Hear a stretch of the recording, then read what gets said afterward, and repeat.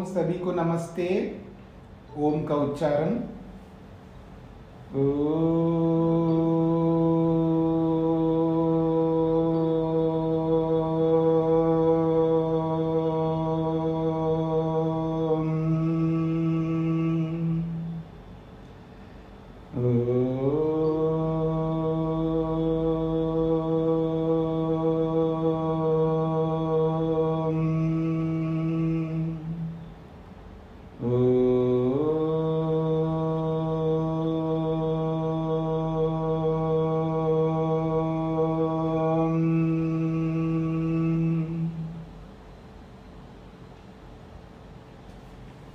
वेदांत दर्शन के चतुर्थ अध्याय के द्वितीय पाद के 4 सूत्र हमने पूरे किए हैं। 5वें सूत्र को लेकर के चर्चा होगी। प्रसंग जो चलाया था कि जब व्यक्ति मरणासन्न होता है, उस मरणासन्न की स्थिति में आत्मा का क्या सोच विचार, क्या मनन चिंतन होता है। अच्छा, आवाज नहीं आ रही, ठीक है। वेदांत दर्शन के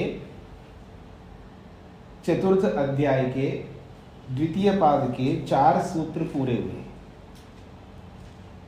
5वां सूत्र प्रारंभ होगा।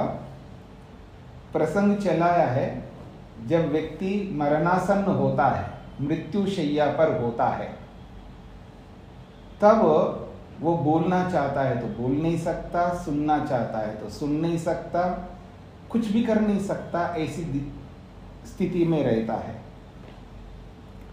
और जब शरीर छोड़ करके जाता है तो ये जो शरीर को छोड़ने से पहले ये जो हमारी इंद्रियां हैं वो इसलिए कार्य नहीं कर पा रही हैं क्योंकि वो सब मन के पास पहुंच जाती है। इसलिए वो बोलना चाहता है तो बोल नहीं पाता है, वो देखना चाहता है तो देख नहीं पाता है, वो सुनना चाहता है तो सुन नहीं पाता है। उसके पीछे यही कारण है। अब मरणासन्न की स्थिति में है, अर्थात अब प्रायण काल, इसको कहते हैं उत्क्रांति काल, बाहर निकलने का समय है। तो ऐसी स्थिति में वो जो भी करना चाहेगा वो कर नहीं सकता क्योंकि इंद्रियां साथ नहीं दे रही है, इंद्रियां मन के पास पहुंच गई है। हाँ, आपने योग दर्शन पढ़ा हो, जिन्होंने पढ़ा है उनको अच्छी तरह समझ में आएगा। योग में 5 नहीं, क्योंकि सभी को नहीं आ रही।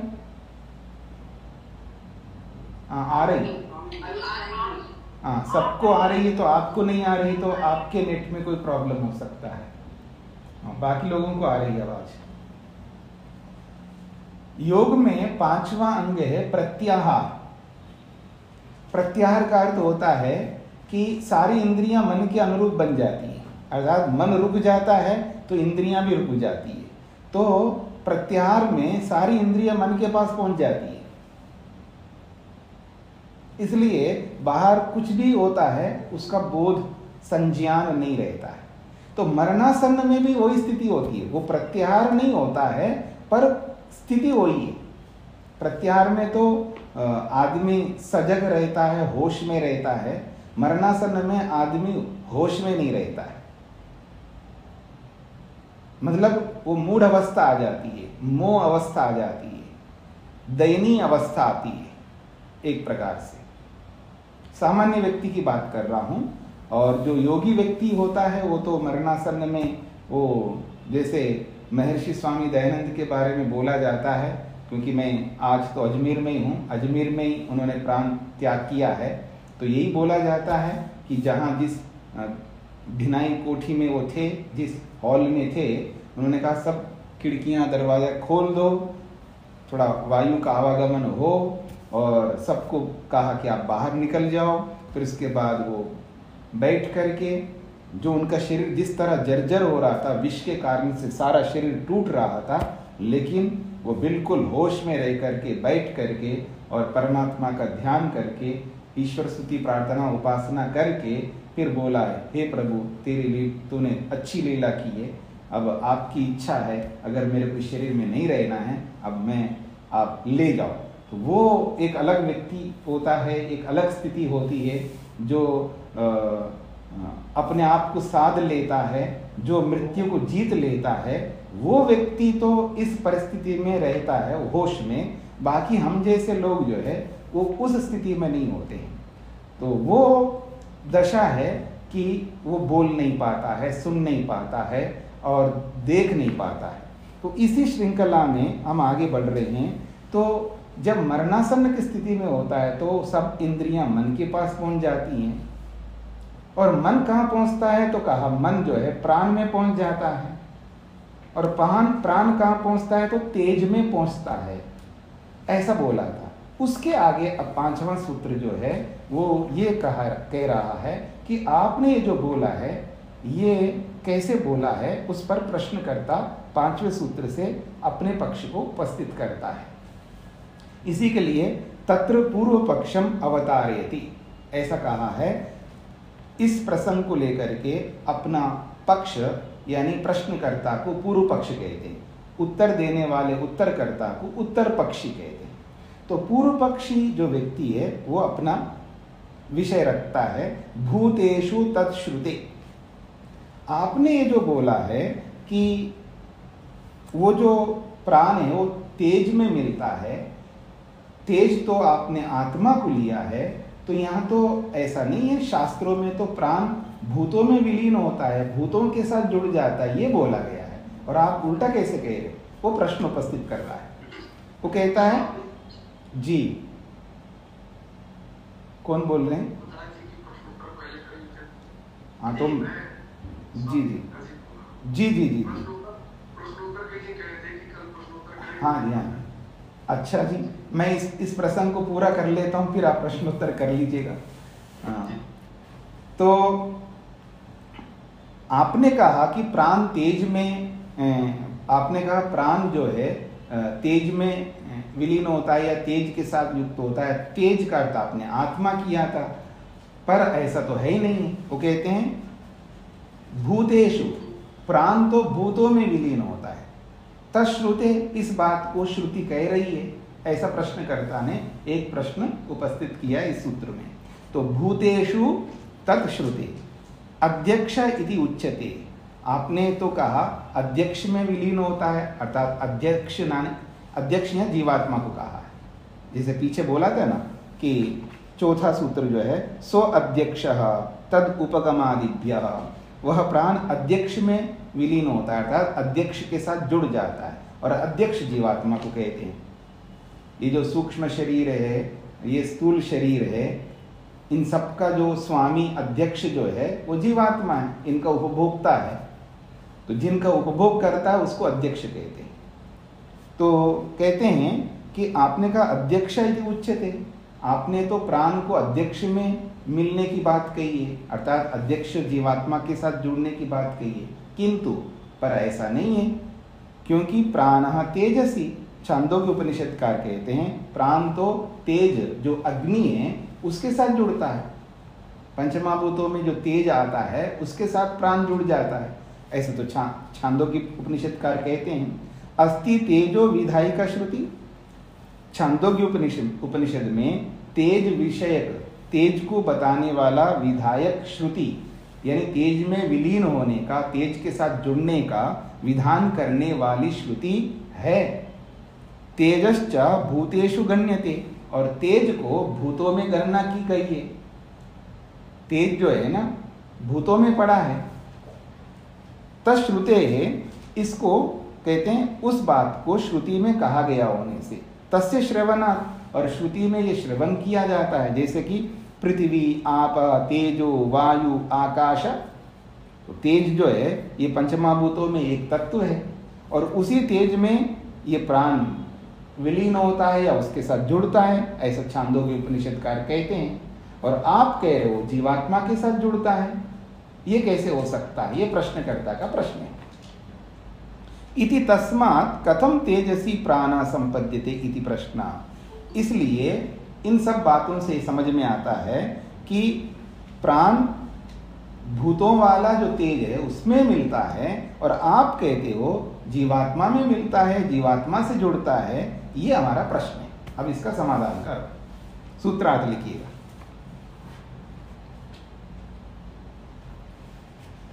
उस प्राण विषयक श्रुति तो, उस प्राण विषयक श्रुति तो, उस प्राण विषयक श्रुति तो भूतों में गणना की गई है। उस प्राण विषयक श्रुति तो भूतों में गणना की गई है।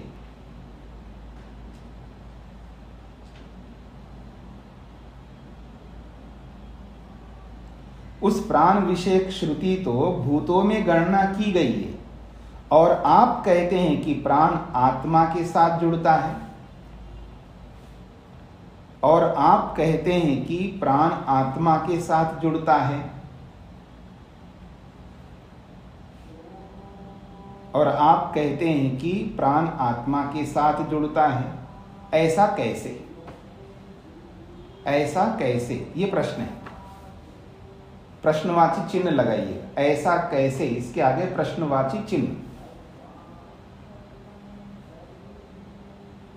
उस प्राण विषयक श्रुति तो भूतों में गणना की गई है, और आप कहते हैं कि प्राण आत्मा के साथ जुड़ता है।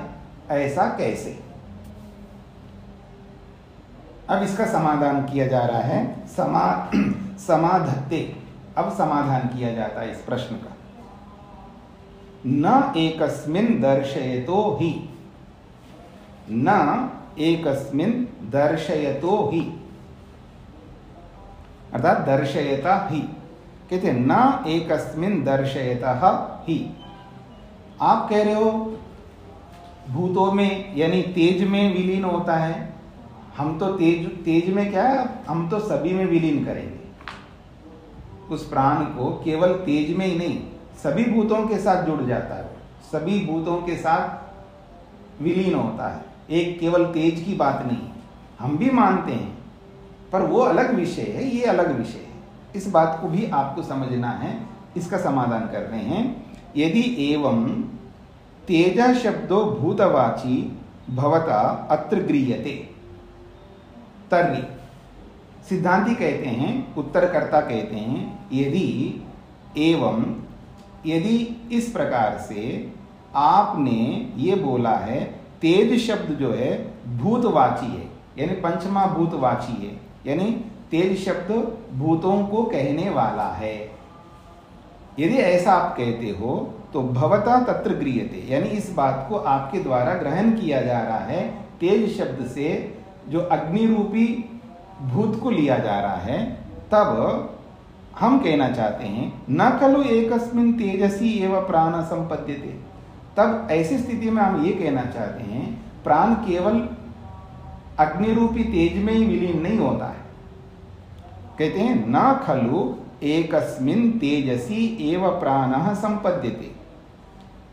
खलु का मतलब निश्चित रूप से, एकस्मिन्, एक ही जो तेज रूपी अग्नि है उसमें प्राण न संपद्यते, नहीं मिलता है, किंतु आत्मनो अनेकस्मिन् अवस्थानात्, क्योंकि आत्मा जो है अनेक में विराजमान होता है, केवल तेज में ही नहीं रहता आत्मा। आत्मा मतलब जीवात्मा, क्योंकि तेज को तो जीवात्मा माना था ना पीछे। तो कहते हैं वो जो तेज जो है वो केवल अग्नि में ही, जीवात्मा केवल अग्नि के साथ ही जुड़ा नहीं रहता है, वो तो सभी के साथ जुड़ा रहता है। ये कह रहे हैं किंतु आत्मा ना, ये जो आत्मा रूपी जो तेज है वो अनेकस्मिन् अवस्थानात्, वो अनेकस्मिन् का मतलब है सभी भूतों में विराजमान होता है। केवल तेज की बात क्या है, सो अपि अनेकस्मिन् अवतिष्ठते, और वो जो तेज रूपी जीवात्मा है वो सभी में विराजमान रहता है। ये बात कैसे पता लगेगी आपको? तो कहते दर्शयता ही तथा ही श्रुति स्मृति दर्शयता। हम केवल अपनी बात नहीं कह रहे, श्रुति भी यही कह रही है और स्मृति भी यही कह रही है। जैसे कि बृहदारण्य की श्रुति दे रहे हैं पृथ्वीमयः, आपोमयः, वायुमयः, आकाशमयः, तेजोमयः। ये जो जीवात्मा है वो पृथ्वीमय है, यानी पृथ्वी में भी रहता है, इसलिए पृथ्वीमय है। आपोमय वो जल में भी रहता है, इसलिए आपोमय है, यानी जलमय है। पृथ्वीमय है, जलमय है, वायुमय है, आकाशमय है और तेज रूपी अग्निमय है। अर्थात इन पांचों में रहता है जीवात्मा, केवल अग्नि में ही रहता हो ऐसा नहीं है। ये तो हो गया बृहदारण्य की श्रुति। अब मनुस्मृति की बात कर रहे हैं, स्मृति की का उदाहरण दे रहे हैं। अन्व्योः मात्रा विनाशिन्यो दशार्धानां तु या स्मृता ताभि सार्धम इदं सर्वं संभवति अनुपूर्वशः। अन्व्यः मात्रा, ये बहुत सूक्ष्म मात्रा वाले हैं। ये जो सूक्ष्म शरीर के जो घटक हैं, जो भी चाहे वो मन हो, अहंकार हो, महतत्व हो, ज्ञानेन्द्रियां हो, कर्मेंद्रियां हो या पंच तन्मात्राएं हो, यानी 18 तत्व, ये सब अन्व्यः, अन्व्यः का मतलब बहुत सूक्ष्म है। अन्व्यः मात्रा, बहुत सूक्ष्म मात्रा वाले हैं। और ये सब कितने सूक्ष्म हो और 4 अरब 32 करोड़ तक लगातार बने रहते हो, लेकिन विनाशिन्यः, पर ये विनाश को प्राप्त होने वाले हैं। एक दिन आएगा जब प्रलय होगा तो विनाश को प्राप्त हो जाएंगे। दशार्धानाम तु या स्मृतम, और 10 में आधा कर दो, इंद्रियों की चर्चा हो रही है उस प्रसंग में, तो दशार्धानम कब है, 10 का आधा बना लो, अर्थात 5 इंद्रियां हैं जो ज्ञानेन्द्रियों के रूप में बोला है वहां पर। ताभि सार्धम इदम सर्वम संभवती, और उन्हीं ज्ञानेन्द्रियों के साथ में या कर्मेंद्रियों को लोगों, उन्हीं कर्मेंद्रियों के साथ में सर्वम संभवती अनुपूर्वशः, सारे कर्म होते हैं या अथवा सारे अलग अलग प्रकार के ज्ञान प्राप्त होते हैं। किंतु प्राण तेजसी इत्यत्र तेजत्वम तेजस्तु आत्मधर्म, कहते हैं ये जो प्राण तेजसी जो बोला है, प्रमाण दिया है, वो जो तेज है वो अग्निरूपी तेज नहीं लेना यहाँ पर, ये तेज जो है ये आत्मा का धर्म है। ऊष्माख्या, ये ऊष्मा स्वरूप वाले, ये अर्थात गर्मी स्वरूप वाले, ऐसा वेदितव्य जानना चाहिए। यद विषये वक्ष्यति सूत्रकारा, इस संदर्भ में सूत्रकार इसी पाद के जो 11वां सूत्र है उसमें कहेंगे। वो कौन सा सूत्र है, अस्यैव च उत्पत्ते एष ऊष्मा। तो ये कह रहे हैं कि 11वां सूत्र पढ़ेंगे तो इस सूत्र का अर्थ वहीं समझ लेंगे। तो वो कहना चाहते हैं ये जो तेज है ये आत्मा का धर्म है, और आत्मा धर्म का मतलब जीवात्मा का धर्म है, जीवात्मा में गर्मी रहती है ऐसा नहीं है। तो यह आत्मा शब्द से सूक्ष्म शरीर को लेना चाहिए, इसलिए वहां पर 11वें सूत्र में वापस भाष्यकार ने सूक्ष्म शरीर ही अर्थ किया है। तो ये जो ऊष्मा है, गर्मी है, ये सूक्ष्म शरीर का भाग है। यदि सूक्ष्म शरीर का नाम लेकर के स्थूल शरीर का ही भाग लेंगे तो जब जीवात्मा निकल जाता है, जीवात्मा जब शरीर से निकल जाता है तो सूक्ष्म शरीर सहित निकलता है, तब वो शरीर ठंडा पड़ जाता है, उसमें कोई गर्मी नहीं रहेगी। तो इसका यह अर्थ है वो सूक्ष्म शरीर का भाग है, वो ऊष्मा जो भी गर्मी है शरीर के अंदर, जो टेम्परेचर है शरीर का, वो जो टेम्परेचर है जिस प्रकार का होता है वो स्थूल शरीर का धर्म नहीं है, वो सूक्ष्म शरीर का धर्म है, ऐसा कहना चाहते हैं। हाँ जी, सूत्रार्थ लिखिएगा। मृत्यु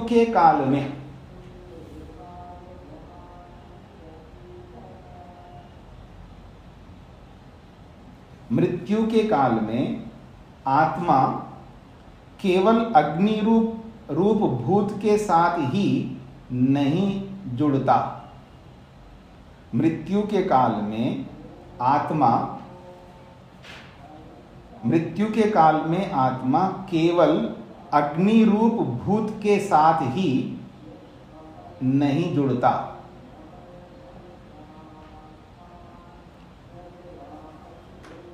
केवल अग्नि रूप भूत के साथ ही नहीं जुड़ता, बल्कि सभी भूतों के साथ जुड़ता है,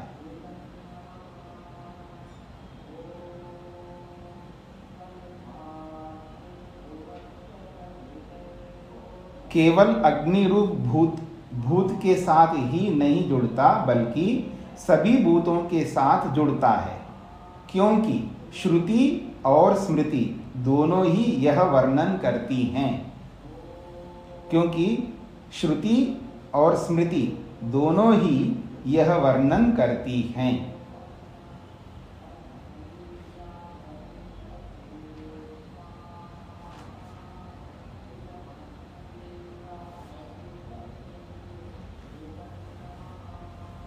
हाँ जी, मृत्यु के काल में आत्मा केवल अग्नि रूप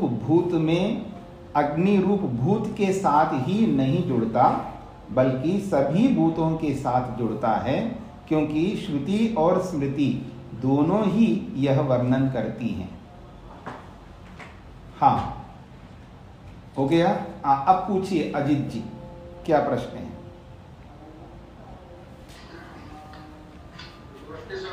जी नमस्ते। ब्रह्म और ईश्वर एक ही है या अलग अलग? दोबारा बोलिए। ब्रह्म और ईश्वर एक ही है या अलग अलग? हाँ, वैसे त्रैतवाद में जो वेदों के अनुसार हम जो त्रैतवाद को मानते हैं, ब्रह्म कहो, ईश्वर कहो, भगवान कहो, सृष्टिकर्ता कहो, सतचित आनंद स्वरूप, जितने भी आप बोलो वो सब एक ही है। लेकिन अद्वैतवाद में अद्वैतवादी ईश्वर को, ब्रह्म को अलग अलग मानते हैं। यहाँ तो हम पढ़ रहे हैं ना कि वो ब्रह्म को प्राप्त होता है। हाँ जी, वो प्राप्त नहीं होता, इसमें संशय पैदा हो जाती है कि वो ईश्वर को प्राप्त होता है, ब्रह्म को प्राप्त होता है। क्या क्या? जैसे आपने बताया ना कि वो जो योगी है वो ब्रह्म को प्राप्त होता है। हाँ जी, ईश्वर को प्राप्त नहीं होता, क्या ऐसा ये संशय? नहीं, आप अब जब मैंने बोला है ब्रह्म कहो, ईश्वर कहो, भगवान कहो, सृष्टिकर्ता कहो, एक ही है, तो ब्रह्म को प्राप्त होता है का अर्थ आप ईश्वर को प्राप्त होता है ऐसे समझ लेना, उसमें क्या आपत्ति है? हम तो अलग अलग मानते नहीं ना, हम तो एक ही ईश्वर को मानते हैं। वेदांत में अविद्या जब जुड़ जाता है तो वो उसका नाम अलग हो जाता है, और जब अविद्या से हट जाता है तो उसका नाम अलग होता है। इसलिए वो अविद्या को, क्योंकि उनके सिद्धांत में केवल एक ही वस्तु है ना, परमात्मा ही परमात्मा है, न जीवात्मा अलग है न प्रकृति अलग है। फिर परमात्मा एक ही है तो फिर वो गलत काम क्यों करता है? तो कहते हैं अविद्या जुड़ जाती है। तो वहां ईश्वर, ब्रह्म, ऐसे ऐसे अलग अलग नाम दे दिया है।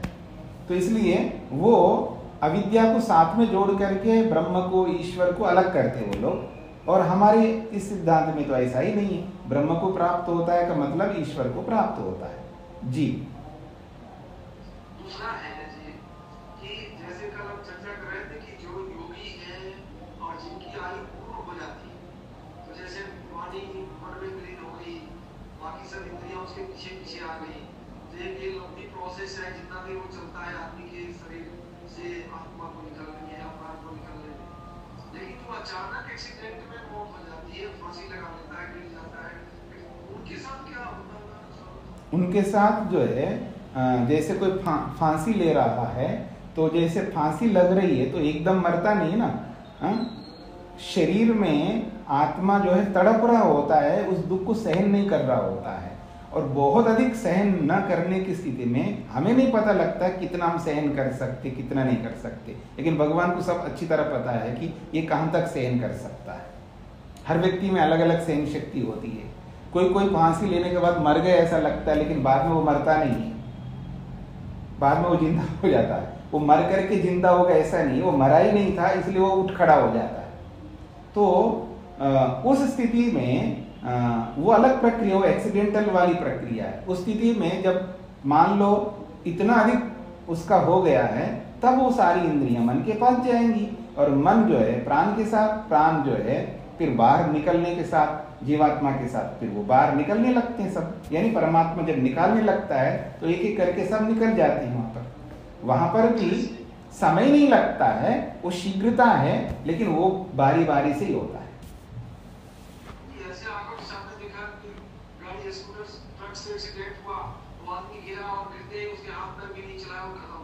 हाँ, तो वो जो ऑन द स्पॉट जो है एक झटका में मर रहा है ना, वहां पर भी एक झटका में वो निकल रहा है ऐसा लगता है, लेकिन थोड़ा तो अंतर होता है ना, वो सूक्ष्म अंतर होता है। जैसे रनिंग करने वाले ओलंपिक में रनिंग करते हैं तो वो जो रिबन वहाँ रहता है जो भी है उसको जब टच करते हैं प्रथम द्वितीय तृतीय, ऐसा लगता है हमको, देखने वालों को लगता है एक साथ लगे हुए, लेकिन जब वो स्क्रीन पर देखते हैं, उनके मेजरमेंट से देखते हैं तो पता लगता है बहुत ही कम सूक्ष्म अंतर रहता है। तो उस सूक्ष्म अंतर के साथ आप जोड़ सकते हैं। जी हाँ जी, श्री जी बताइए।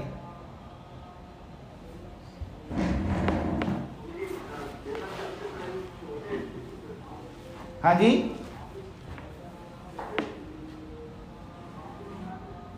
आपकी आवाज कम आ रही, मेरे को सुनाई नहीं दे रही। हाँ बहुत कम आ रही है, आप अपने उस रेंज बढ़ा दीजिए माइक का।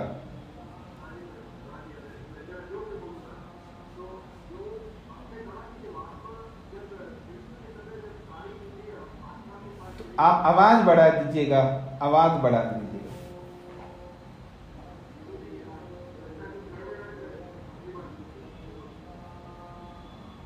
अच्छा जी जी जी, हाँ शेखर जी।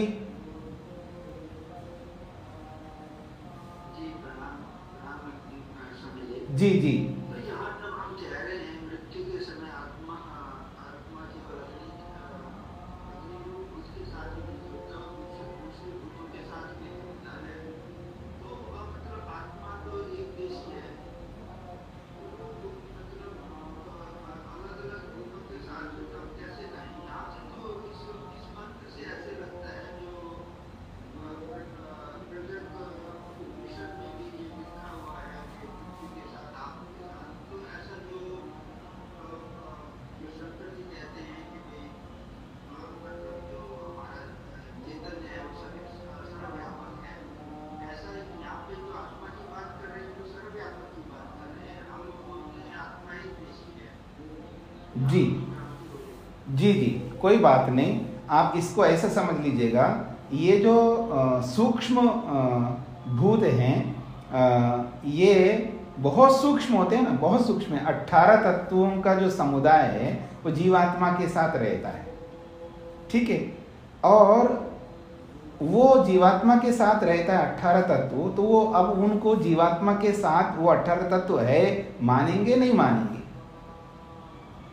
उस रूप में जुड़ा हुआ रहता है। तो ये 5 महाभूत भी बहुत सूक्ष्म है ना, तो सूक्ष्म है तो जीवात्मा सबके साथ जुड़ा हुआ रहेगा, सबके साथ का मतलब वो बहुत, उसका जो स्थान है वो इतना व्यापक नहीं है जो कि उन सबके साथ जुड़ नहीं पाएगा। मतलब उनमें से वो, क्योंकि जीवात्मा जो है जहां भी गमन करेगा उन्हीं के साथ गमन करेगा, तो वो सबके साथ जुड़ा हुआ माना जाता है।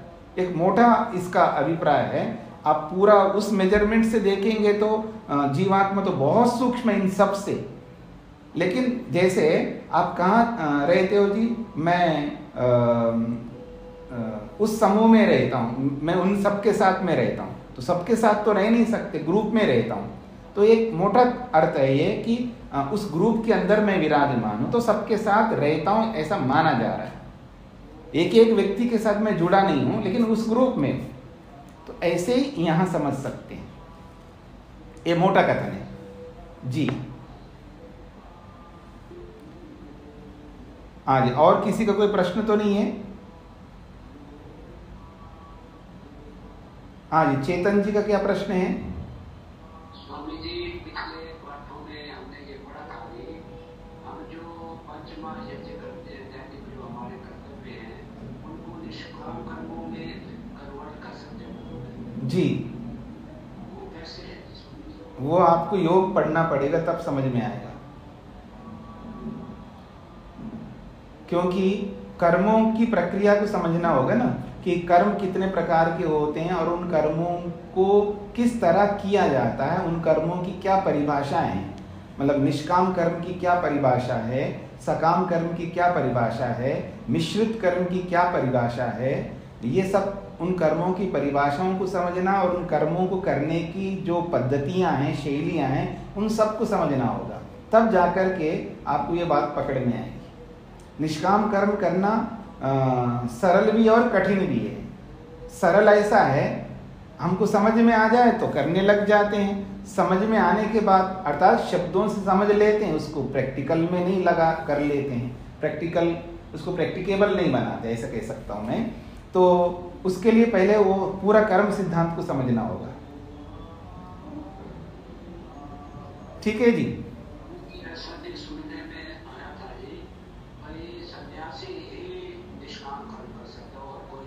सन्यासी का मतलब है लाल कपड़े वाला नहीं, लाल कपड़े वाला तो कोई भी हो सकता। सन्यासी का मतलब है, सन्यासी का जो अर्थ किया महर्षि स्वामी दयानंद ने, संन्यस्तः, उसने सारे दोषों को छोड़ दिया, अविद्या, अस्मिता, राग, द्वेष, अभिनिवेश, इन सबको जिसने छोड़ दिया है, जिसने अविद्या को समाप्त कर दिया है, जिसने ईश्वर का साक्षात्कार दर्शन किया है, बहुत सारी वहां पर, ये मेरी केवल स्वामी दयानंद की बात नहीं है, महर्षि वेदव्यास ने निष्काम कर्म कौन करता है उसकी क्या परिभाषा है, उस परिभाषा को बोला उन्होंने।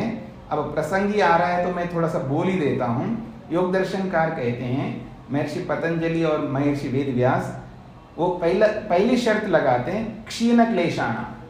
निष्काम कर्म कौन कर सकता है, तो उसने ये योग दर्शन का जो चतुर्थ पाद है, चौथा पाद है, उस चौथे पाद में मेरे विचार से 7वां सूत्र होना चाहिए, कर्मा शुक्ला कृष्णम योगिनस त्रिविधम इतरेषाम, एक ऐसा सूत्र है। उसके भाष्य में महर्षि वेदव्यास लिखते हैं कि ये जो निष्काम कर्म जो होते हैं उसके क्या परिभाषा है, ये निष्काम कर्म कौन कर सकता है। तो उसने पहली शर्त बताया, क्षीण क्लेशानाम, जिसके क्लेश यानी अविद्या, अस्मिता, राग, द्वेष, अभिनिवेश जिसके समाप्त हो गए हैं, वो निष्काम कर्म कर सकता है, पहली शर्त। दूसरी शर्त उन्होंने कहा है चरम देहाना। चरम देह का मतलब होता है अंतिम, देह कहते हैं शरीर को, और चरम का अर्थ होता है अंतिम, अंतिम शरीर वाला। अंतिम शरीर वाला का मतलब है ये जो शरीर है हमारा, इस शरीर के छूटते ही वो डायरेक्ट मुक्ति में जाएगा, अगला जन्म नहीं होगा उसका, उसको कहते हैं चरम देह। यानी उसका ऐसा शरीर होना चाहिए जो इस शरीर के छूटते ही डायरेक्ट मुक्ति में जाएगा, अर्थात यही शरीर अंतिम है उसका, आगे अगला जन्म नहीं होगा। क्यों नहीं होगा, उसने अगले जन्म के जो कारण होते हैं उन सबको समाप्त कर डाला, इसलिए अगला जन्म नहीं होगा। तो अंतिम शरीर वाला, चरम देह वाला, वही निष्काम कर्म कर सकता है।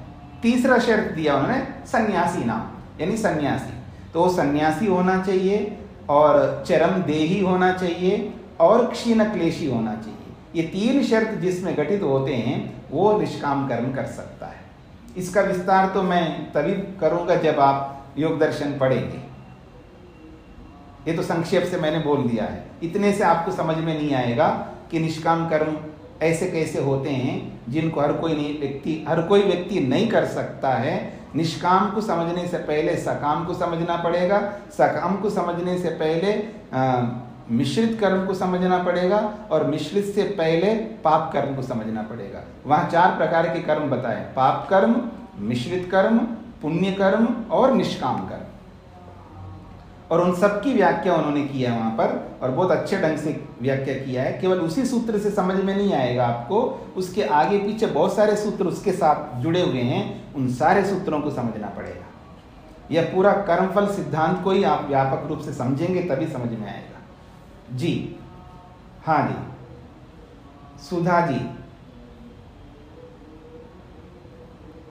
स्वामी जी, बुद्धि, मेधा, प्रज्ञा, विडंबना, इन सब में क्या अंतर है और किस तरह से हम इनको समझें मोक्ष की प्राप्ति के लिए? ऐसा है कि ये तो केवल शब्द है कि बुद्धि को ही हम रितंबरा कह सकते हैं, लेकिन प्रसंग में देखना चाहिए। सामान्य रूप से आप बुद्धिमान हो, आप बुद्धिमती हो, ऐसा जब बोला जा रहा है तो ये रितंबरा बुद्धि वाले हो या बुद्धि वाली हो ये नहीं कहा जा रहा है, बस इसका अर्थ है आप ज्ञान वाले हो या ज्ञान वाली हो। तो पर्यायवाची के रूप में हम देखेंगे तो बुद्धि कहो, प्रज्ञा कहो, ऋतंभरा कहो, मेधा कहो, पर्यायवाची के रूप में तो एक ही है, लेकिन जब हम व्यवहार में इनको सबके साथ लगाते हैं तो अर्थ अलग अलग हो जाएगा। किसी को बुद्धिमान कहते हैं, इसका यह अर्थ है वो ऋतंभरा प्रज्ञा वाला नहीं है, क्योंकि ऋतंभरा प्रज्ञा उसकी होती है जिसकी समाधि लगती है, जिसकी समाधि लगती है उसी की ऋतंभरा प्रज्ञा होती है।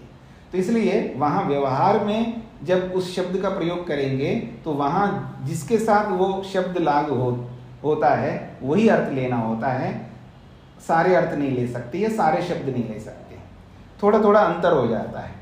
प्रज्ञा में थोड़ा अंतर होगा, जिसका विशेष ज्ञान होता है उसको प्रज्ञा कहते हैं, ज्ञा का मतलब है जानकार है। और जैसे उपनिषदों में पढ़ा है ना, ईश्वर को तो प्रज्ञा बोला है और जीवात्मा को ज्ञा बोला है। वहां प्रसंग से अर्थ अलग कर दिया है उपनिषदकार ने कि ज्ञा तो जीवात्मा होता है, केवल ज्ञानी होता है, लेकिन प्रज्ञा जो है वो परमात्मा ही होता है उसका, क्योंकि विशेष ज्ञान होता है। तो ऐसे किसी किसी शास्त्रों के व्यवहार में उसको अलग अलग क्रियात्मक रूप से उन शब्दों को अलग अलग प्रसंग के अनुसार लिया जाता है। बाकी शब्दों की दृष्टि से देखेंगे, केवल शब्द व्यक्ति के साथ जोड़ करके ना देखें तो सारे शब्द एक ही अर्थ को कहते हैं, लेकिन उन्हीं शब्दों को व्यक्तियों के साथ जोड़ेंगे तो सब शब्दों का अलग अलग अर्थ होगा। जी और किसी को कोई प्रश्न तो नहीं है ना? जी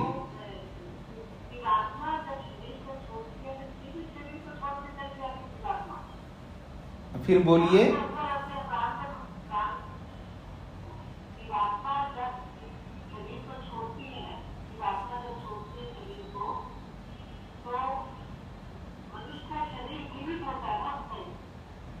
नहीं, प्राणों को छोड़ने से पहले तो जीवित ही होता है, और जब प्राणों को छोड़ दिया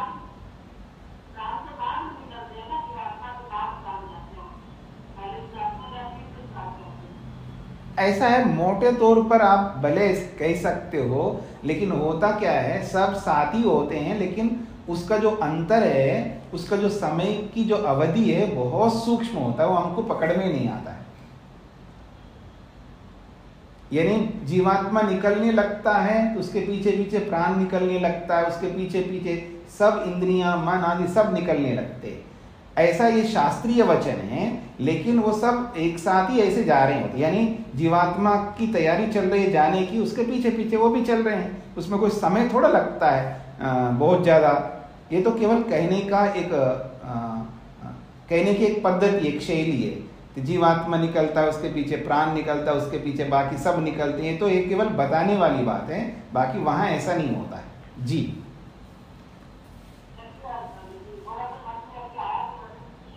जी तो अब हम आगे बढ़े जी। 7वां सूत्र है जी, 7वां सूत्र है समाना च आश्रित्युपक्रमात् अमृतत्वं च अनुपोष्य।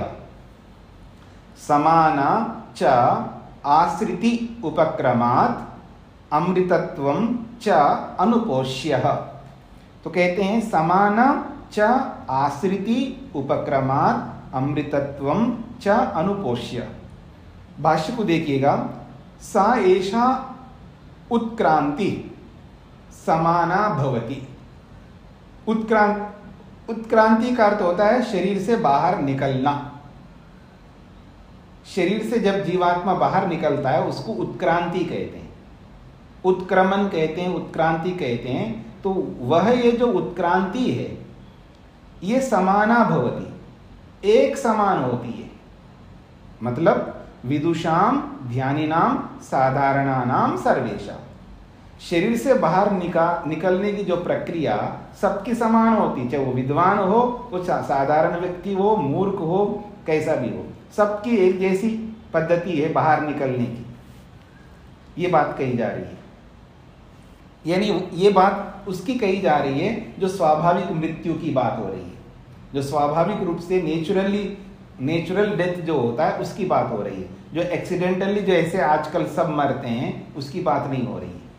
तो कह रहे हैं वो जो उत्क्रांति है, बाहर निकलना है जीवात्मा का, ये समान होती है उत्क्रांति। ये स्त्रीलिंग में इसलिए स्त्रीलिंग में दिया है, उत्क्रांति स्त्रीलिंग में है। तो उत्क्रांति समाना भवति, बाहर निकलना समान होता है। किनका? विदुषाम ध्यानिनाम साधारणानाम, चाहे वो विद्वान ध्यान करने वाले हो, योगी हो या साधारण व्यक्ति हो, सर्वेशाम सबकी उत्क्रांति, सबका बाहर निकलना एक समान होता है। बस निकलने के बाद दोनों के राह जो है अलग अलग होते हैं, वो समझने योग्य है। वो कहते हैं आश्रिति उपक्रमा प्राण निस्सरण प्रारंभात, प्राणी निस्सरण प्रारंभात, जब प्राण निकलने का समय आता है, प्राण निकलने लगते हैं, वो जो निकलना जो प्राणों का है वो सबके लिए समान होता है। प्राण निकल रहे हैं, ये सबके लिए समान निकल रहे होते हैं। लेकिन जैसे निकल गया प्राण, तो अमृतत्व मोक्षम च अप्रविश्य असंस्पृश्य तथा पूर्वम पूर्वम इत्यर्थ। तो कहते हैं अमृतत्व मोक्षम च अप्रविश्य, जो अमृतत्व को प्राप्त होने वाला है, जो मुक्ति में जाने वाला है, उसका रास्ता अलग हो जाता है। बाहर निकलते ही सीधा परमात्मा उसको मोक्ष प्राप्त कराता है। तो मोक्ष प्राप्ति से पहले पहले, यानी शरीर में रहते हुए जो निकलने की प्रक्रिया तो सबके समान होती है, लेकिन जैसे निकल जाएगा तो वो अमृतत्व को प्राप्त होगा, वो दूसरा अगले शरीर के लिए चलेगा। लेकिन निकलने से पहले निकलने की जो प्रक्रिया है, शरीर से बाहर आने की जो प्रक्रिया है, वो सबका समान होती है, ये कहना चाहते हैं। पर परमात्मा जब शरीर से निकालेगा, चाहे वो योगी का आत्मा को निकालेगा या सामान्य व्यक्ति की आत्मा का, निकालता तो परमात्मा, याद रखना। चाहे वो सुसाइड करे, चाहे वो दवाई खा करके मरे, या चाहे एक्सीडेंट से मरे, चाहे वो किसी भी स्थिति में मरता है, निकालता तो परमात्मा है। जो एक्सीडेंट से एकदम ऑन द स्पॉट झटके में जो जा रहा है, तो भी परमात्मा निकालता है, क्योंकि परमात्मा हर समय हर जगह रहता है, व्यापक होकर के रहता है और हर सिचुएशन को ऑन द स्पॉट समझ रहा होता है। इसलिए निकालता तो परमात्मा है, चाहे वो योगी का हो या साधारण व्यक्ति का हो। तो निकालने की प्रक्रिया सेम होती है, बाहर निकलते ही दोनों का राह अलग अलग होता है, ये कहना चाह रहे हैं। इसलिए कह रहे हैं अमृतत्व मोक्षम च अप्रविश्य, अर्थात असंस्पृश्य। बाकी जो आत्मा है वो उस अमृतत्व को, उस मोक्ष को प्रविष्ट ही नहीं होते, उसको स्पर्श ही नहीं करते। तथा पूर्वम पूर्वम, जब तक योगी अमृतत्व को स्पर्श नहीं करता है, उससे पहले पहले निकलने की प्रक्रिया दोनों की एक जैसी होती है, ये इसका अभिप्राय है। बस इस सूत्र में केवल एक ही बात कही गई है, शरीर से बाहर निकलने की प्रक्रिया योगी और भोगी की समान होती है। मुक्ति को प्राप्त करने से पहले की प्रक्रिया, निकलने की प्रक्रिया दोनों को की एक समान होती है, ये इसका अभिप्राय है। अब जो स्वाभाविक रूप से मरता है उसको पता लग रहा होता है, वो बोलता है हाँ जी अब मैं मरने जा रहा हूँ। आप में से भी कई लोगों को अनुभव होगा, सबको बुलाओ जी, उस बेटे को बुलाओ, उस बेटी को बुलाओ, बस मैं जा रहा हूँ, मरने वाला हूँ, जो कुछ भी करना है तो आप लोगों को बोल करके बस मैं अपना प्राण छोड़। तो वो तो होश में है थोड़ा सा, क्योंकि वो स्वाभाविक रूप से मर रहा होता है। और जो एक्सीडेंटली मरते हैं तो उसका कुछ पता नहीं लगता है। और जब योगी बोलता है तो वो अलग प्रकार से होता है। पर ये बोलने के बाद जो निकलने की प्रक्रिया होती है उसके बारे में बोला जा रहा है। चाहे वो साधारण व्यक्ति भी जो स्वाभाविक रूप से मरता है, ये सब बोलने के बाद जब मरने की स्थिति में आता है तब कुछ नहीं बोल सकता एक बार। और जो योगी होता है वो जब मरने का समय आ गया है, वो भी भगवान के लिए जो भी प्रार्थना करेगा या धन्यवाद करेगा या उसको एक बार याद करेगा, उसके बाद जब शरीर से निकलने की प्रक्रिया आती है, उस प्रक्रिया में योगी का या भोगी का समान प्रक्रिया होती है, ये कहना चाहते हैं। ठीक है, सूत्रार्थ लिखिएगा।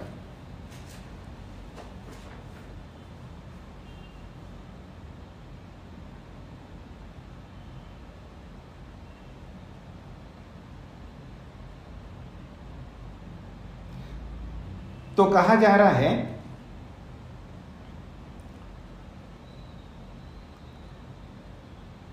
मरण काल में, या अथवा ऐसा लिखिए, ज्ञानी अज्ञानी दोनों की स्थिति, ज्ञानी अज्ञानी दोनों की स्थिति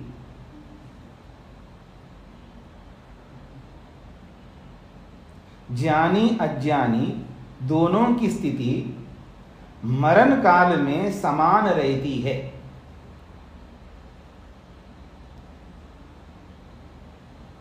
ज्ञानी अज्ञानी दोनों की स्थिति मरण काल में समान रहती है।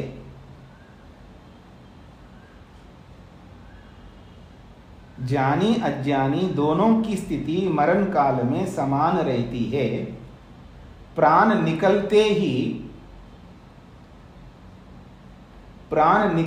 ही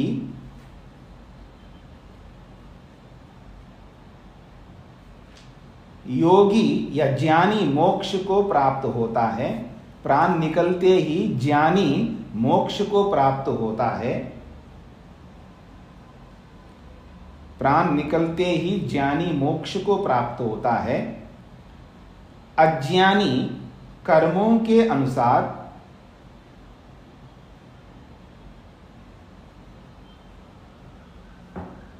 अज्ञानी कर्मों के अनुसार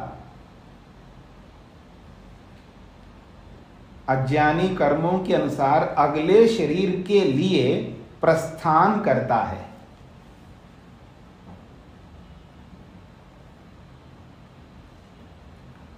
अज्ञानी कर्मों के अनुसार अगले शरीर के लिए प्रस्थान करता है।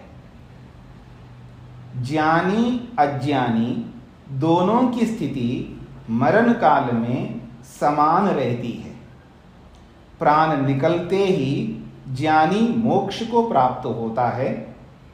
अज्ञानी कर्मों के अनुसार अगले शरीर के लिए प्रस्थान करता है।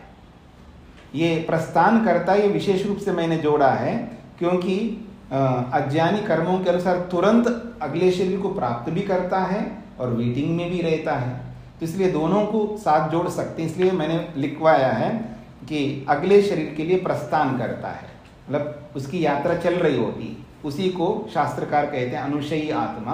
बस इसी संसार में इधर उधर रहता है जब तक उसके अनुकूल समावेश परिवेश नहीं मिलता है।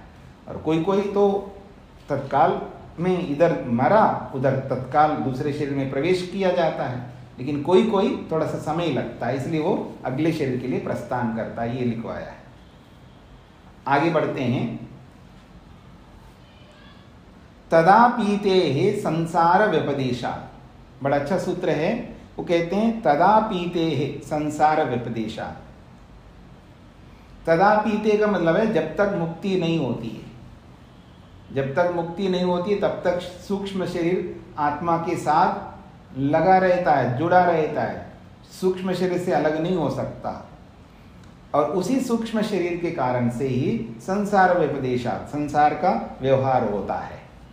तो आइए, तेजः खलु उत्क्रांति संक्रांत्योः अधिष्ठानम आत्मनो लिंगम सूक्ष्मम शरीरम वा। तेजः खलु, निश्चित रूप से ये जो तेज है, जीवात्मा का जो तेज स्वरूप है, ऊष्मा स्वरूप है, ये उत्क्रांति संक्रांतियों, उत्क्रांति का मतलब है शरीर से बाहर निकलने का और शरीर में प्रवेश होने का, ये दोनों का अधिष्ठान है, आधार है। ये तेज, ये जो ऊष्मा है, ये शरीर से निकलने का और शरीर में प्रवेश होने का, ये अधिष्ठान है, आधार है। और यही अधिष्ठान आधार आत्मनो लिंगम, ये आत्मा को पहचान कराने का लिंग है, चिन्ह है। उसी को कहते हैं सूक्ष्म शरीरम वा, या उसको सूक्ष्म शरीर भी कहो या तेज भी कहो, एक ही बात है। और ये जो सूक्ष्म शरीर है, ये तब तक रहता है जीवात्मा के पास जब तक उसको ब्रह्म की प्राप्ति नहीं होती है। इसलिए कह रहे हैं यावत संपत्ति अर्थात ब्रह्म संपत्तिर भवे तावत प्रवर्तते, जब तक उसको ब्रह्म संपत्ति अर्थात ब्रह्म की प्राप्ति नहीं होती है तब तक जीवात्मा के साथ लगातार बना रहता है। चाहे एक जन्म हो, चाहे 4 अरब 32 करोड़ वर्ष तक जितने भी जन्म ले ले, तब तक बना ही रहेगा। कुतः, ये बात कैसे पता लगेगी? तो कहते संसार व्यपदेशा, अनेन आत्मलिंगेन सूक्ष्म शरीरेण संसारो व्यपदिश्यते। इसी आत्मा को पहचानने के ये जो लिंग है सूक्ष्म शरीर, इसी सूक्ष्म शरीर के द्वारा संसारः व्यपदिश्यते, संसार का व्यवहार होता है। संसार तब तक है जब तक सूक्ष्म शरीर है, सूक्ष्म शरीर नहीं है तो संसार भी नहीं है। इसलिए कहते हैं यावत् सूक्ष्म शरीरम तावत् संसारः, जब तक सूक्ष्म शरीर रहता है तब तक संसार रहता है। तद ही संस्कार कारणम अन्यथा मोक्ष संपद्यते। तद ही संसार कारण, तद ही का मतलब है वो सूक्ष्म शरीर ही संसार का कारण है, और सूक्ष्म शरीर ही नहीं है तब तो मोक्ष संपद्यते, मोक्ष ही हो जाएगा। अन्यथा का मतलब है यदि सूक्ष्म शरीर नहीं है तो मोक्ष हो जाएगा। जीवात्मा है उसके साथ सूक्ष्म शरीर नहीं है, इसका मतलब उसकी मुक्ति गारंटी है, इसका यह अभिप्राय है। और जीवात्मा है उसके साथ सूक्ष्म शरीर लगा हुआ है, इसका मतलब उसके लिए संसार बराबर बना रहेगा, बार बार संसार में आता रहेगा, इसका यह अभिप्राय है। इसी बात को वो उदाहरण के रूप में दे रहे हैं, प्रमाण दे करके, एषः संप्रसादो अस्मात् शरीरात् समुत्थाय परम ज्योति उपसंपद्य स्वेन रूपेण अभिनिष्पद्यते। एषः संप्रसाद, ये जो जीवात्मा है, अस्मात् शरीरात् समुत्थाय, इस शरीर से बाहर निकल करके परम ज्योति उपसंपद्य, जो परम ज्योति परमात्मा है उसको प्राप्त हो करके स्वेन रूपेण अभिनिष्पद्यते, वो अपने निज स्वरूप में आ जाता है। ये कई बार इस पंक्ति का, इस वचन का व्याख्यान किया है, फिर एक बार मैं दोबारा बोल देता हूँ। स्वेन रूपेण अभिनिष्पद्यते का मतलब है आज हम लोग जैसे हैं वैसे नहीं मानते अपने आप। आप में से जिन्होंने भी योग दर्शन पढ़ा है ना, उनको समझ में जल्दी आएगा। वो कहते हैं वृत्ति सारूप्यम इतरत्र। इतरत्र जब ईश्वर के साथ जुड़ा हुआ नहीं आत्मा, या ईश्वर का एहसास नहीं कर रहा होता है, ईश्वर की अनुभूति नहीं कर रहा होता है, वो इतरत्र है। अर्थात ईश्वर की अनुभूति से जब रहित होता है तो वृत्ति सारूप्यम, वृत्तियों को और अपने आप को अलग नहीं मानता है। जैसी वृत्ति होती है उस वृत्ति के अनुरूप अपने आप को मानता है। अर्थात मोटी भाषा में कहूं, शरीर मैं हूं ऐसा मानता है, शरीर ही मैं हूं। शरीर को अपने से अलग नहीं मानता है। शब्दों से आप जो मानते हो मान लो, मेरे कोई आपत्ति नहीं, व्यवहार में नहीं मानते, वहां आपत्ति है जी। तो यही कहना चाहते हैं यहां पर। इसलिए यहां पर बोला है स्वेन रूपेण अभिनिष्पद्यते का मतलब है जब मुक्ति में चला जाता है तब अपने निज स्वरूप में रहता है। उससे पहले जब तक शरीर रहता है, जब तक सूक्ष्म शरीर रहता है, अपने निज स्वरूप में नहीं रहता है। अपने आप को नित्य शुद्ध बुद्ध मुक्त स्वभाव वाला नहीं मानता है। नहीं पकड़ में आए तो पकड़ा देता हूं मैं आपको, कितना ही बता दें फिर भी रोते रहते हैं आप। वे आत्मा का कुछ नहीं बिगड़ता जी, आत्मा का कुछ नहीं हुआ है, जो शरीर छोड़ करके गया है तो उसका कुछ नहीं होता है, आप क्यों रोते हो, मत रोना। फिर भी रोते रहते हो क्योंकि आत्मा को नहीं समझते आप। ये स्थिति है। अथवा भाई चला गया, बहन चली गई, पति चला गया, पत्नी चली गई, या और कोई भी चला गया हमारे पास का, निकट का, तो हम बहुत परेशान इसलिए रहते हैं क्योंकि हमको समझ में नहीं आया हुआ होता है। और उनको कितना ही समझाते हैं हम, लेकिन उनको बिल्कुल समझ, बात तो आप ठीक कह रहे हैं पर बाकी रोना तो आएगा ना, ऐसा रोता है। इसका अर्थ ये है उसने समझा नहीं है, वो यथार्थ को नहीं जीना चाहता है, यथार्थ में नहीं रहना चाहता है, इसलिए उसको समस्या है। तो यहाँ पर वो अपने निज स्वरूप में नहीं रहता, उसको लगता है कि मर गए का मतलब है आत्मा का विनाश हो गया। अथवा जी मेरे साथ नहीं रहा ना, गया तो हमें कोई आपत्ति नहीं, ठीक है मैं मानता हूं कि आत्मा का कुछ नहीं बिगड़ता, लेकिन मेरे साथ तो नहीं है ना। अरे भले आदमी, पहले था क्या आपके साथ में? आपके साथ जुड़ने से पहले था क्या आपके साथ में? तो आज भी नहीं रहेगा। ये स्वीकार करना पड़ता है आपको। आदमी को स्वीकार ही नहीं हो रहा है। अभी अभी मैं कई लोगों से मिल चुका हूं, कई लोगों से जिनके यहाँ कोई ना कोई चले गए, उनको मैं कहता हूँ कैसे हो? नहीं जी मैं भूल नहीं पा रहा हूँ, भूल नहीं पा रही हूँ, ये मेरे मन से निकल ही नहीं रहा। क्यों निकलेगा जी? आपने स्वीकार ही नहीं किया। स्वीकार करो तो निकल जाएगा ना। अब देखिए मेरी ओर, इधर देखिए सिगरेट दोनों उंगलियों के बीच में है, अजी छूट नहीं रहा है जी सिगरेट, अरे दोनों उंगलियों को ऐसा कर दो छूट जाएगा ना। तो ऐसे ही आप स्वीकार तो करो जी, जब शरीर को छोड़ करके गया, जब तक साथ में पूरा आनंद लिया, अब ठीक है नए शरीर के लिए गया है, उसको भुलाना होता है, और जो नहीं भुलाता है उसी के लिए समस्या है, उसी के लिए दुख है। जो भी नहीं भुलाता है उसके जीवन में से कभी दुख दूर नहीं हो सकता। आपको अच्छा लगे बुरा लगे, इस बात को स्वीकार करना होगा, ये यथार्थता है।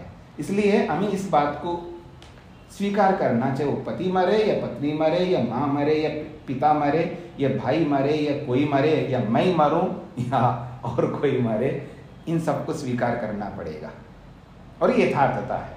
तो इस स्थिति में हम अपने निज स्वरूप में रहेंगे, तो वृत्ति सारूप्यम की स्थिति में नहीं रहेंगे। इसलिए योग कहता है वृत्ति सारूप्यम की स्थिति में नहीं रहना। वो कहता है एकमेव दर्शनम ख्यातिरेव दर्शनम, उसको एक ही दर्शन हो रहा है, जीवात्मा को और शरीर को अलग मान ही नहीं रहा आदमी। दो दर्शन है, दो ज्ञान है वहां पर, शरीर अलग वाला ज्ञान और आत्मा का अलग ज्ञान, लेकिन उसको दोनों का अलग अलग ज्ञान नहीं हो रहा है, उसको एक ही प्रकार का ज्ञान हो रहा है। एकमेव दर्शनम, एक ही ज्ञान हो रहा है, और उस दर्शन को ही वहां ख्याति शब्द से बोला है। ख्याति कहो दर्शन कहो एक ही बात है। तो एक ज्ञान जब तक रहेगा तब तक दुख रहेगा। हमको अलग अलग ज्ञान रखना है कि शरीर अलग है, मैं अलग हूं। शरीर के बिगड़ने से मुझ आत्मा का कुछ नहीं बिगड़ता है। मेरी माँ रूपी आत्मा, पिता रूपी आत्मा, जो कोई भी हमारे निकट का व्यक्ति है, उसकी आत्मा का कुछ नहीं होगा। केवल शब्दों से नहीं समझना है, व्यवहार से समझना है। आज नहीं तो कल को आपको समझना पड़ेगा। इस जन्म में नहीं समझना आपको है तो अगले जन्म में समझना पड़ेगा। अगले जन्म में नहीं समझ में आएगा तो फिर और अगले जन्म में समझना पड़ेगा। और वो अगला जन्म कब नहीं आता, कभी नहीं आता है। वो अगला जन्म यही है, इस बात को भी समझ लो। वो अगला जन्म कभी नहीं आएगा। ये जो आज हम जी रहे हैं ना, यही हमारा अगला जन्म है। क्योंकि पीछे जन्म में भी हमने ऐसे ही बोला था, तो यही तो अगला जन्म है हमारा। तो इस जन्म में ही मानना पड़ेगा। इस जन्म में मानोगे तो अगले जन्म में भी ऐसे ही मानोगे। एक बार मानने से काम नहीं चल सकता, ये अनेकों जन्मों तक ऐसा ही मानना पड़ेगा। ये भी बात आपको समझना होगा, क्योंकि महर्षि स्वामी दयानंद कहते हैं एक जन्म में मुक्ति नहीं होती है, अनेक जन्म चाहिए हमको। तो अनेक जन्म चाहिए, तो इस जन्म में ये जन्म हमारा, हम सबका अगला जन्म है। अर्थात पिछले जन्म को छोड़ करके इस शरीर में आए हैं, तो ये हमारा अगला ही जन्म है। तो इस जन्म में ही हमको ये बात मानना होगा। अगर नहीं मानेंगे फिर वो अगला जन्म नहीं आएगा। क्योंकि इस जीवन में जो हमने नहीं किया वो अगले जीवन में नहीं कर सकते। इस जीवन में जैसे संस्कार होंगे उन्हीं संस्कारों के अनुसार ही काम करेंगे। वो तो कोई भूला भटका जो मैन्युफैक्चरिंग डिफॉल्ट होगा तो अलग बात है कि कोई अचानक किसी का संस्कार जग गया है तो फिर वो आगे बढ़े तो बढ़ेगा। वो कोई विरला ही रेयर में होता है। बाकी जैसे संस्कार बोएंगे इस जन्म में, वैसे संस्कारों से युक्त होंगे अगले जन्म में। इसलिए इस जन्म में ऐसा संस्कार को बोना जरूरी है। जैसे आप बोते हो ना कि पैसे को बोते हो ना, देखो कोई बात नहीं मेरा ही बेटा है ना, उसके लिए तो कुछ बना करके जाऊँ ना मैं, ताकि वो आराम से रहे मेरे पीछे। अभी मैं कई लोगों से मिला हूँ, वो कहते हैं हाँ मैं पता नहीं मैं कब तक रहूँगा कब तक रहूँगी, इसलिए मैं कुछ करके जाना चाहता हूँ, ये जाना चाहती हूँ अपने बच्चों के लिए। वो बो रहे हैं बीज। देखो जी, पैसे का बीज, संपत्ति का बीज, जमीन का बीज जैसे बो रहे हो ना, अच्छी बात है, वो आपके बच्चे हैं, आपकी संतति है, उसके साथ साथ ये भी बोलो। ठीक है जी, चलिए आगे बढ़ते हैं।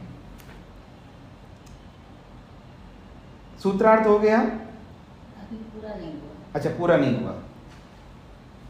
तो कहते हैं हंता ते इदम प्रवक्ष्यामि गुह्यम ब्रह्म सनातनम। अगली बात वो कहते हैं, ये नचिकेता को यमाचारी समझा रहे हैं कठोपनिषद में, बहुत अच्छी बात। हंता, हंता जो है संबोधन के लिए है। हंता का मतलब है हे नचिकेता, तेरे लिए, इदम इस बात को, किस बात को? गुह्यम बहुत गोपनीय है। कौन? ब्रह्मा। ब्रह्मा ये गोपनीय है, ऐसे आसानी से ओपनली नहीं है भगवान, बहुत गोपनीय है, बहुत रहस्यमय है, और वो सनातन ब्रह्म है। तो हे नचिकेता, इस गोपनीय सनातन ब्रह्म के बारे में प्रवक्ष्यामि, मैं आपको बताने जा रहा हूं। ये नचिकेता को यमाचार्य कह रहे हैं। क्या बताने जा रहे हैं? ये वो प्रसंग है जो तीसरा प्रश्न था उसका, मरने के बाद क्या होगा, वो बताना नहीं चाह रहे थे। बहुत सारे प्रलोभन दिए थे और उन सब प्रलोभनों को उसने नकार दिया था, तब वो उपदेश कर रहे हैं। तो हंता हे नचिकेता ते इदम प्रवक्ष्यामि, तेरे लिए मैं ये बात कहने जा रहा हूं जो कि बहुत गुह्य है, बहुत रहस्य है। जो सनातन ब्रह्म है उसको समझना इतना सरल नहीं है, बहुत टेढ़ी खीर है, याद रखना। वो कहते हैं यथा च मरणम प्राप्य आत्मा भवति गौतमः। ये गौतम जो है नचिकेता का अपर नाम है, क्योंकि वो गौतम का ही पुत्र है, इसलिए उसको गौतम कहा जा रहा है।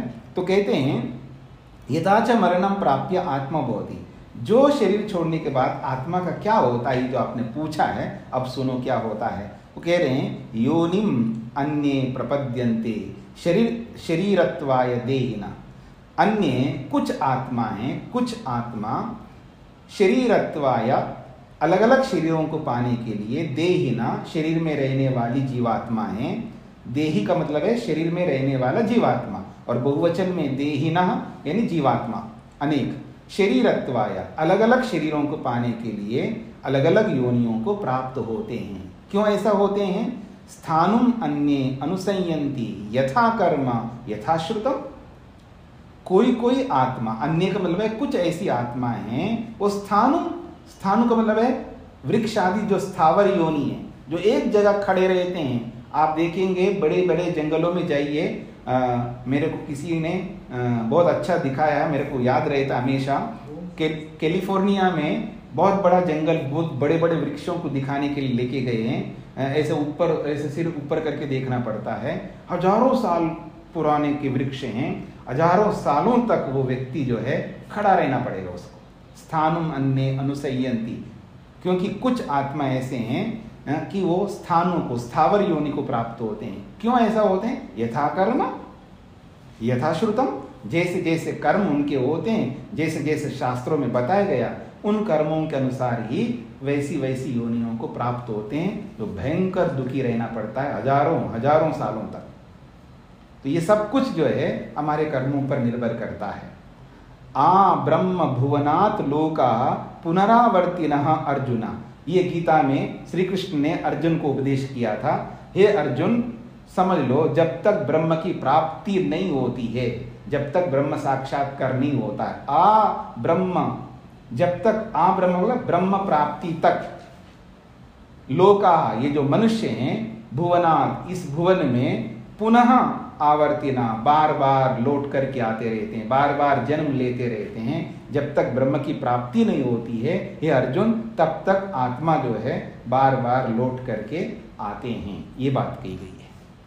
समय हो गया है तो इसको यहीं पर विराम देते हैं, सूत्रार्थ आदि कल करते हैं। ओम शांति शांति शांति।